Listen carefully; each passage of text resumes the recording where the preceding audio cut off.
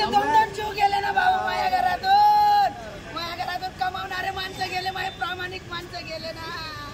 Container वाल्याला जमा करा, मला न्याय मिळाय द्या, न्याय।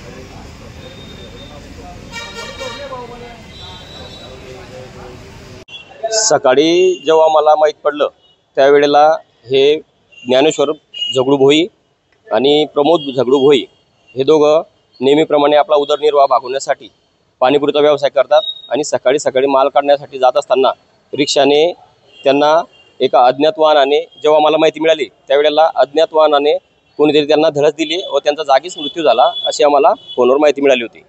मग त्यानंतर त्यांना सिव्हिलला आणले व आम्ही सिव्हिलला आल्यानंतर ते बाकीच्या गोष्टी।